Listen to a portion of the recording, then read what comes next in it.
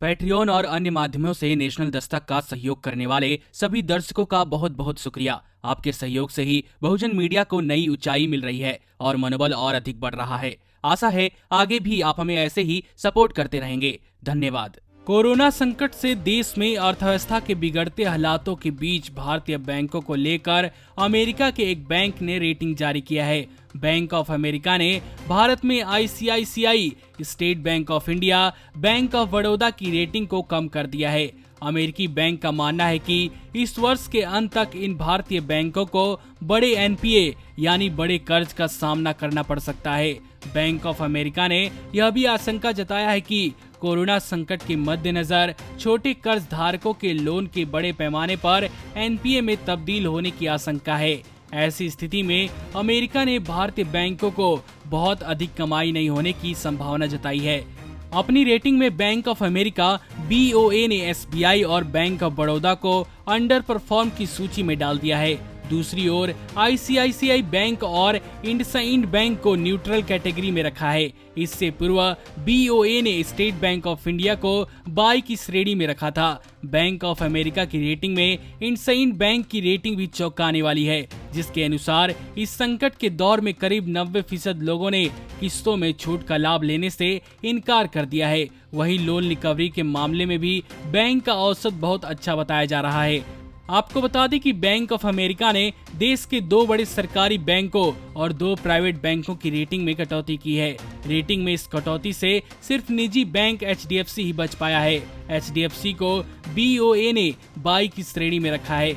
यह पहली बार नहीं है जब भारतीय बैंकों की रेटिंग में कटौती की गई है। इससे पहले यूबीएस और सीएलएसए की ओर से भारतीय बैंक की रेटिंग में कटौती की जा चुकी है। बैंकिंग सेक्टर में जानकारों का मानना है कि बैंकिंग सेक्टर में संकट के कारण non banking finance corporation NBFC को सबसे अधिक झटका लगने वाला है। इसके पीछे एक वजह यह भी बताई जा रही है कि एनबीएफसी से कर्ज लेने वाले लोगों को आरबीआई की ओर से 3 महीने तक किस्त न देने की सुविधा भी नहीं दी गई है। नॉन बैंकिंग फाइनेंस कॉरपोरेशन को गैर बैंकिंग वित्तीय कंपनी भी कहते हैं। एनबीएफसी में सिर्फ वित्तीय कंपनियां ही नहीं आती, बल्कि बीमा, चीट फंड, निधि, मर्चेंट बैंकिंग, स्टॉक ब्रोकिंग और इन्वेस्टमेंट बिजनेस करने वाली कंपनियां भी एनबीएफसी होती हैं। आपको बता दें कि देश में बैंकों के ऊपर बढ़ते कर्ज के पीछे वह बड़े व्यापारी हैं जो बैंकों से कर्ज तो ले लेते हैं, लेकिन इसे समय पर नहीं लौटाते हैं, बल्कि कभी कभी इसे लौटाते ही नहीं हैं।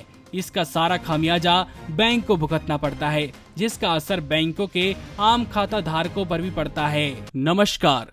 नेशनल दस्तक अपनी आर्थिक जरूरतों को पूरा करने के लिए अपनी ऑडियंस पर निर्भर है।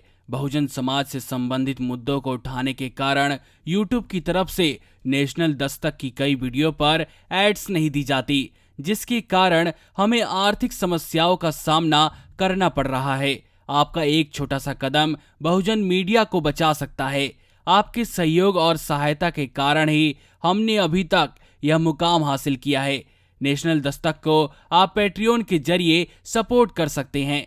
इसके साथ ही आप अन्य माध्यमों जैसे यूपीआई, गूगल पे, डेबिट कार्ड, वॉलेट, फोन पे आदि से भी हमारी मदद कर सकते हैं, जिसका लिंक वीडियो के नीचे डिस्क्रिप्शन में डाल दिया गया है। पैट्रियन पर आप हमें प्रतिमाह $2 यानी 140 रुपए प्रतिमाह से हमारे साथ जुड़ सकते हैं। दूसरे माध्यमों में राशि की कोई सीमा नहीं है। आपके सहयोग से ही बहुजन मीडिया को एक नई दिशा मिली है और इसे अभी एक नए मुकाम तक लेकर जाना बाकी है, जो आपके साथ के बिना संभव नहीं है।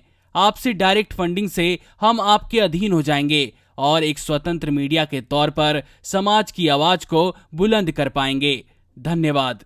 नेशनल दस्तक को देखने वालों से अपील है कि वह नेशनल दस्तक के सपोर्टर फॉर्म को भरें, ताकि हम सीधे आपसे जुड़ सके। नेशनल दस्तक की आपसे गुजारिश है कि अगर इसको बचाना चाहते हैं तो नेशनल दस्तक को सब्सक्राइब करने के लिए रेड कलर के सब्सक्राइब बटन को दबाएं, फिर बेल आइकन की घंटी दबाएं। नेशनल दस्तक को बचाने के लिए बहुत जरूरी है कि हर खबर को शेयर करें, लाइक करें, कमेंट जरूर करें।